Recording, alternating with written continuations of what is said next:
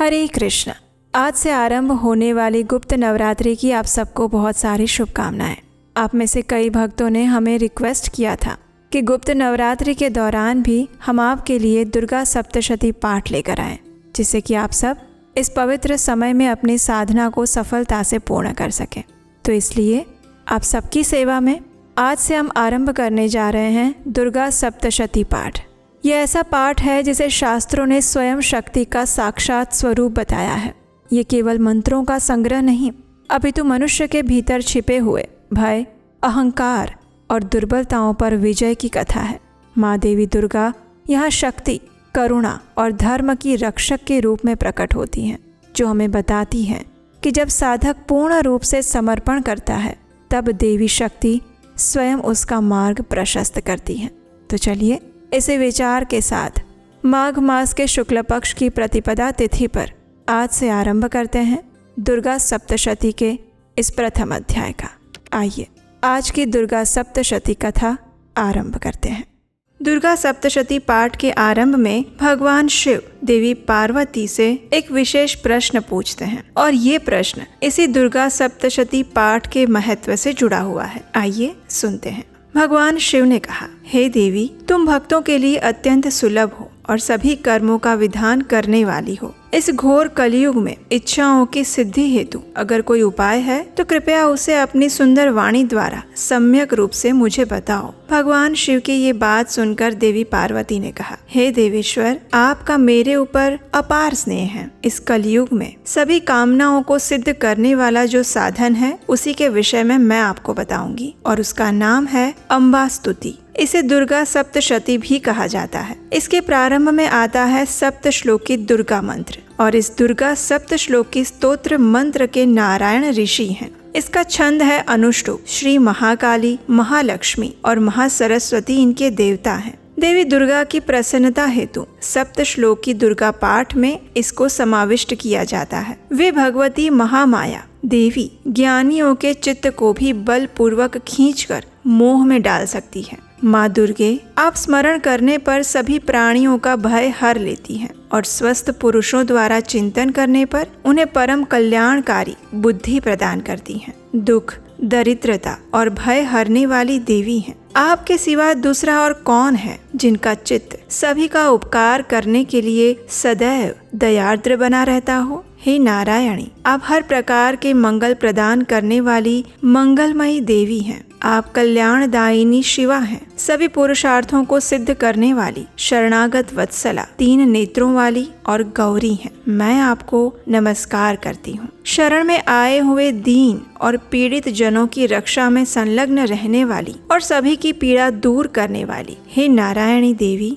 आपको नमस्कार है। सर्व स्वरूपा, सर्वेश्वरी और सब प्रकार की शक्तियों से संपन्न हे दिव्य स्वरूपा दुर्गे देवी, आप सभी भयों से हमारी रक्षा करें। आपको नमस्कार है। हे देवी, आप प्रसन्न होने पर सभी रोगों को नष्ट कर देती हैं और क्रोधित होने पर मनोवांछित सभी कामनाओं का नाश कर देती हैं। जो भी मनुष्य आपकी शरण में जा चुके हैं उन पर विपत्ति तो आती ही नहीं है। आपकी शरण में आए हुए प्रत्येक मनुष्य दूसरों को शरण देने वाले बन जाते हैं। हे सर्वेश्वरी देवी, आप इसी प्रकार तीनों लोकों की समस्त बाधाओं को शांत करें और हमारे शत्रुओं का नाश करती रहे। और इस प्रकार दुर्गा सप्तशती पाठ से पूर्व पढ़ा जाने वाला सप्त श्लोकी दुर्गा कवचम संपूर्ण हुआ।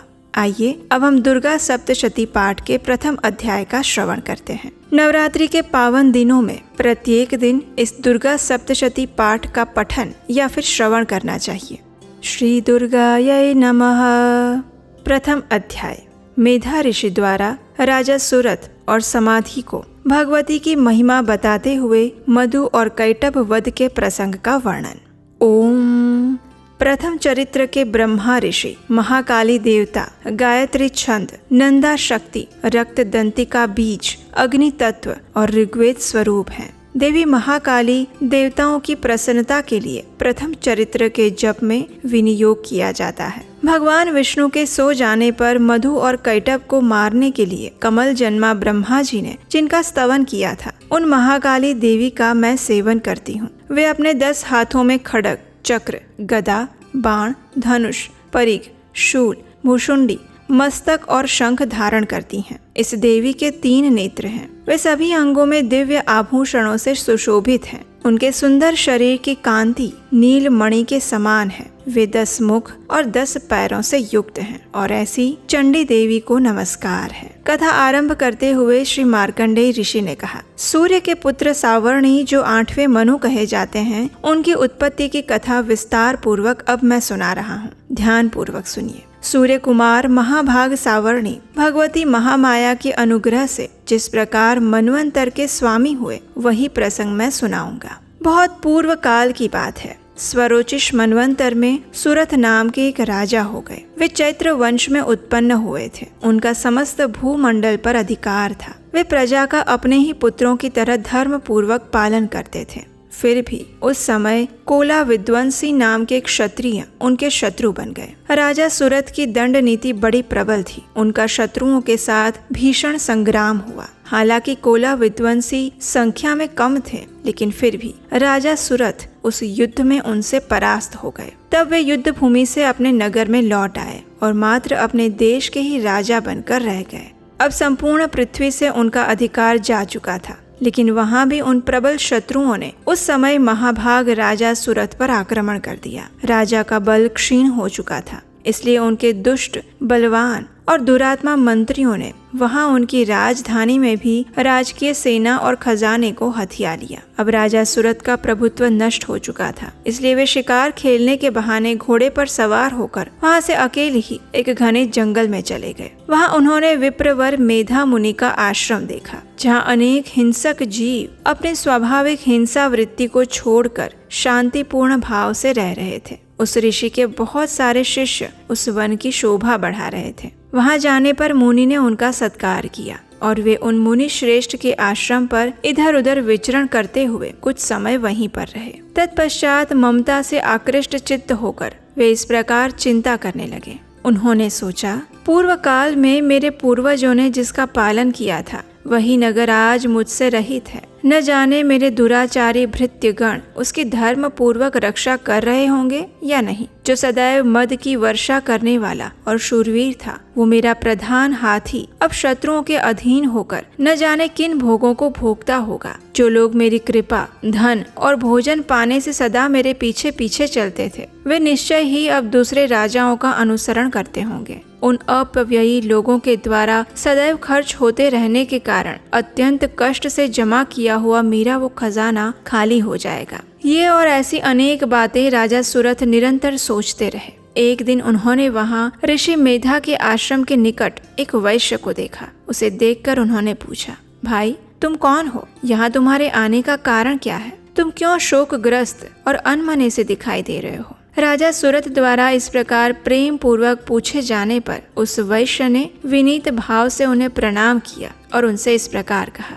हे राजन, मैं धनियों के कुल में उत्पन्न एक वैश्य हूँ। मेरा नाम समाधि है। मेरे दुष्ट स्त्री और पुत्रों ने धन की लालच में मुझे घर से बाहर निकाल दिया है। मैं इस समय धन, स्त्री और पुत्रों से वंचित हूँ। मेरे विश्वसनीय बंधुओं ने मेरा ही धन लेकर मुझे दूर कर दिया है, इसलिए दुखी होकर मैं वन में चला आया हूँ। यहाँ रहकर मैं इस बात को नहीं जानता कि मेरे पुत्रों की, स्त्री की और स्वजनों की कुशल है या नहीं। इस समय घर में वे कुशल से रहते होंगे या फिर उन्हें कोई कष्ट पड़ता होगा। वे मेरे पुत्र कैसे हैं? क्या वे सदाचारी हैं या फिर दुराचारी हो गए हैं? वैश्य के इस प्रकार कहने पर राजा ने उससे पूछा, हे वैश्य, जिन लोभी स्त्री पुत्र आदि ने धन के कारण तुम्हें घर से निकाल दिया, उनके प्रति तुम्हारे चित्त में इतना स्नेह का बंधन क्यों है? ये सुनकर वैश्य ने उत्तर दिया, राजन, आप मेरे विषय में जैसी बात कहते हैं वो सब ठीक है, लेकिन क्या करूं? मेरा मन तो निष्ठुर नहीं है ना। जिन्होंने धन के लोभ में पड़कर पिता के प्रति स्नेह, पति के प्रति प्रेम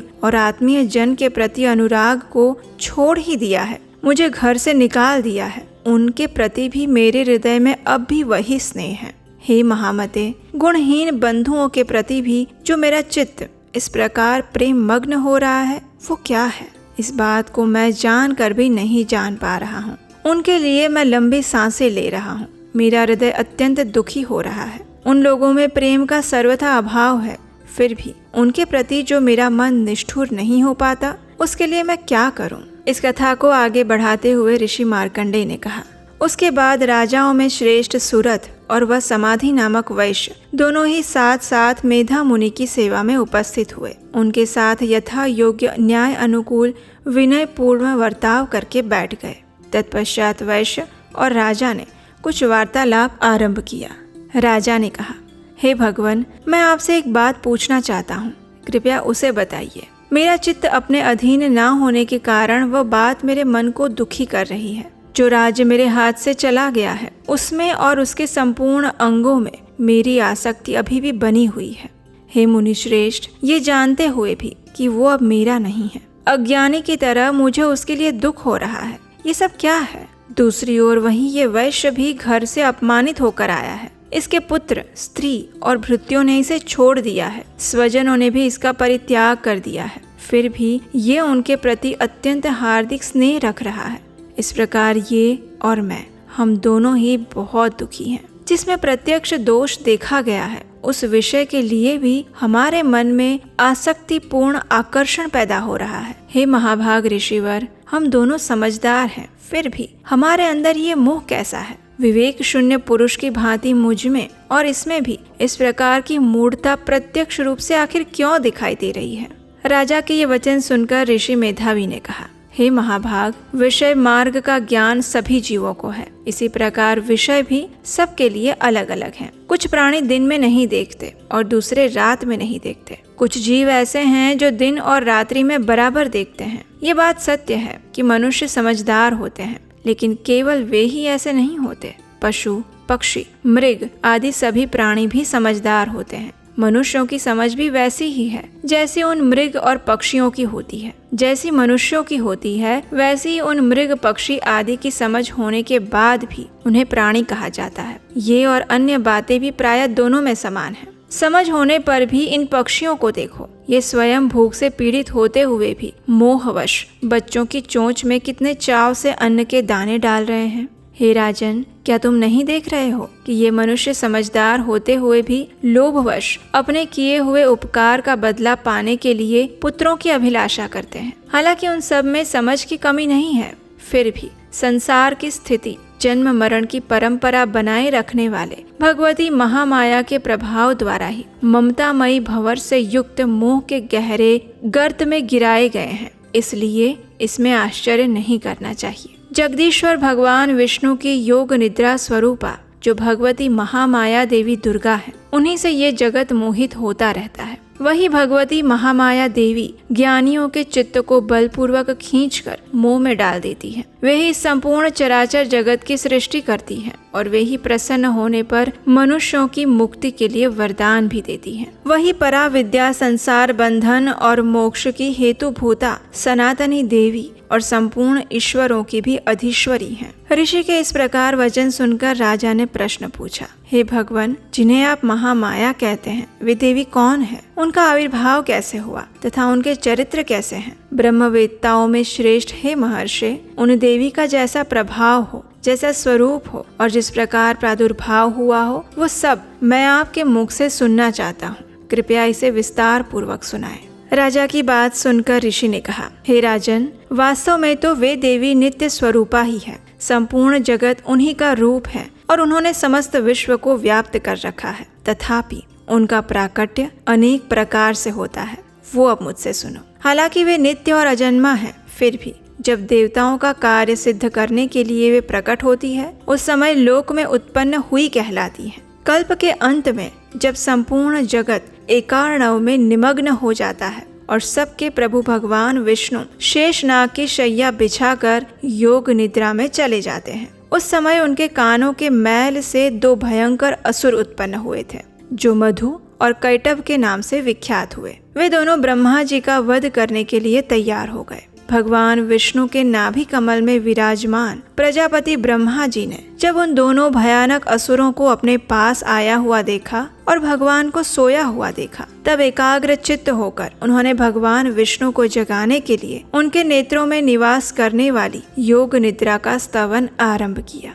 जो इस विश्व की अधीश्वरी, जगत को धारण करने वाली, संसार का पालन और संहार करने वाली तथा तेज स्वरूपा भगवान विष्णु की अनुपम शक्ति हैं। उन्हीं भगवती निद्रा देवी की भगवान ब्रह्मा जी स्तुति करते हुए इस प्रकार कहने लगे। ब्रह्मा जी ने कहा, हे देवी, तुम ही स्वाहा, तुम ही स्वधा और तुम ही वषटकार हैं। स्वर भी आपके ही स्वरूप हैं। आप ही जीवन दायिनी सुधा हैं। नित्य अक्षर प्रणव में अकार, उकार, मकार इन 3 मात्राओं के रूप में आप ही स्थित रहती हैं तथा इन 3 मात्राओं के अतिरिक्त जो भी बिंदु रूपा नित्य अर्धमात्रा है, जिसका विशेष रूप से उच्चारण नहीं किया जा सकता, वो भी आप ही हैं। हे देवी, आप ही संध्या, सावित्री और परम जननी हैं। हे देवी, आप ही इस विश्व ब्रह्मांड को धारण करती हैं। आपसे ही इस जगत की सृष्टि होती है, आपसे इसका पालन होता है। सदा तुम ही कल्प के अंत में सबको अपना ग्रास बना लेती हो। हे जगन्मयी देवी, इस जगत की उत्पत्ति के समय आप सृष्टि रूपा हैं, पालन काल में स्थिति रूपा हैं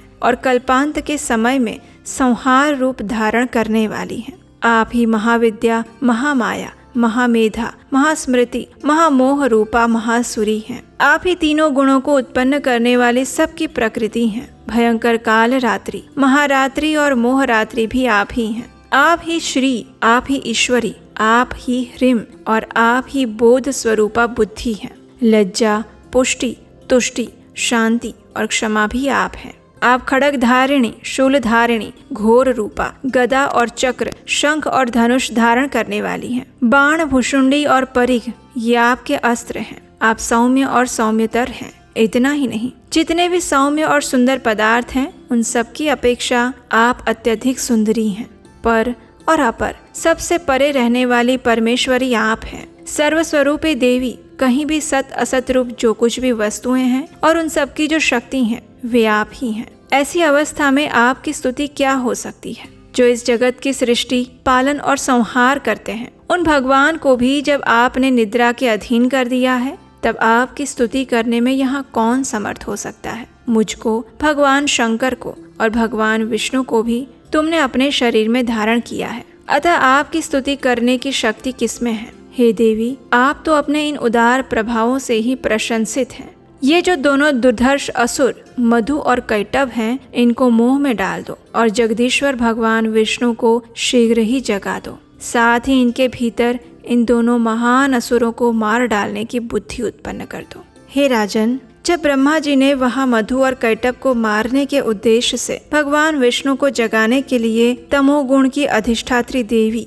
योग निद्रा की इस प्रकार स्तुति की, तब वे भगवान के नेत्र, मुख, नासिका, बाहु, हृदय और वक्ष स्थल से निकलकर अव्यक्त जन्मा ब्रह्मा जी की दृष्टि के समक्ष उपस्थित हो गई। योग निद्रा से मुक्त होने पर जगत के स्वामी भगवान जनार्दन उस एकार्णव के जल में शेषनाग की शैया से जाग उठे। फिर उन्होंने उन दोनों असुरों को देखा। वे दुरात्मा मधु और कैटभ अत्यंत बलवान और पराक्रमी थे। क्रोध से लाल आंखें किए ब्रह्मा जी को खा जाने के लिए उद्योग कर रहे थे। और तब भगवान श्री हरि ने उठकर उन दोनों के साथ 5000 वर्षों तक मात्र बाहु युद्ध किया। वे दोनों भी अत्यंत बल के कारण उन्मत्त हो चुके थे। इधर महामाया ने भी उन्हें मोह में डाला हुआ था और इसलिए वे भगवान विष्णु से कहने लगे, हम तुम्हारी वीरता से संतुष्ट हैं, तुम हम लोगों से कोई वर मांगो। तब भगवान विष्णु ने कहा, यदि तुम दोनों मुझ पर प्रसन्न हो तो अब मेरे हाथ से मारे जाओ, बस इतना ही वर चाहिए मुझे, यहाँ दूसरे किसी वर से क्या लाभ। इस प्रकार धोखे में आ जाने पर जब उन्होंने संपूर्ण जगत में जल ही जल देखा, तब कमल नयन भगवान से कहा, जहाँ पृथ्वी जल में डूबी हुई ना हो, जहाँ सूखा स्थान हो, वहीं हमारा वध करो। तब तथास्तु कहकर शंख, चक्र और गदा धारण करने वाले भगवान ने उन दोनों के मस्तक अपनी जांघ पर रखकर चक्र से काट डाले। और इस प्रकार ये देवी महामाया ब्रह्मा जी की स्तुति करने पर स्वयं प्रकट हुई थी। और अब पुनः आपसे उनके प्रभाव का मैं वर्णन करता हूँ। इस प्रकार श्री मार्कंडेय पुराण में सावर्णिक मनवंतर की कथा के अंतर्गत देवी महात्म्य में मधु कैटभ वध नामक पहला अध्याय पूर्ण हुआ।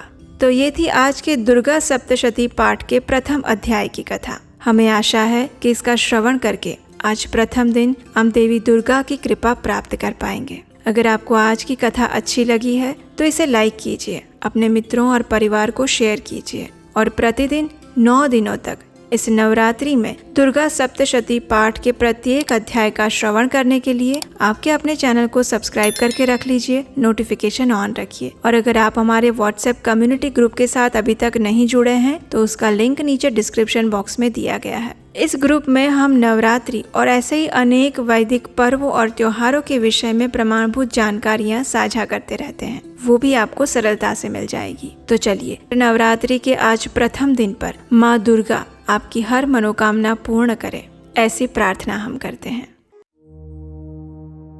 ओम श्री दुर्गाय नमः।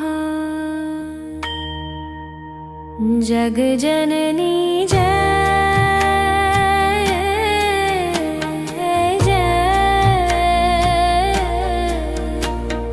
भयहरिणी भवतारिणी भवभामिनी जय जय। जग जननी जय जय। तू ही सतचित सुखमय शुद्ध ब्रह्म रूपा, सत्य सनातन सुंदर पर शिव सुर भूपा। जग जननी जय जय। आदि अनादि अनामय अविचल अविनाशी, अमल अनंत अगोचर अज आनंद राशि। जग जननी जय जय।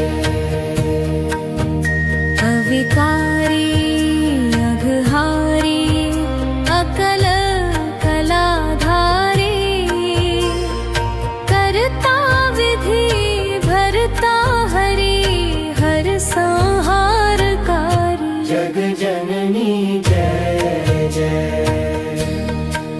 तू विधि वधू रमा तू माँ महामाया, मूल प्रकृति विद्या तू तू जननी जाया। जग जननी जय जय। राम कृष्ण तू सीता व्रज रानी राधा, तू वांछा कल्पद्रुमहारिणि सब बाधा। जग जननी जय जय। दश विद्या नव दुर्गा नाना शस्त्र करा, अष्टमात्रका योगिनी नव नव रूप धरा। जग जननी जय जय। तू परधाम निवासिनी महाविलासिनी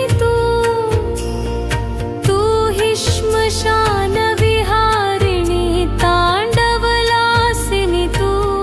जग जननी जय जय। सुर मुनि मोहिनी सौम्या तू शोभा धारा, विवसन विकट स्वरूपा प्रलयमयी धारा। जग जननी जय जय। तू ही स्नेह सुधामयी तू अति गरल मना, रत्न विभूषित तू ही अस्थितना। जग जननी जय जय। मूलाधार निवासिनी इह पर सिद्धि प्रदे, कालातीता काली कमला तू वरदे। जग जननी जय जय। शक्ति शक्ति धर तू ही नित्य भेदमयी, भेद प्रदर्शिनी वाणी विमले वेदत्रयी। जग जननी जय जय। हम अति दीन दुखी माँ विपत जाल घेरे, हैं कपूत अति कपटी पर बालक तेरे। जग जननी जय जय। निज स्वभावश जननी दया दृष्टि की जय। करुणा कर करुणा में चरण शरण दी जय। जग जननी जय जय। जग जननी जय।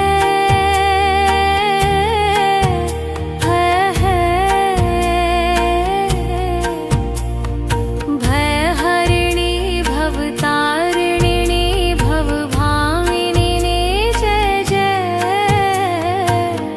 जग जननी जय जय। जग जननी जय जय।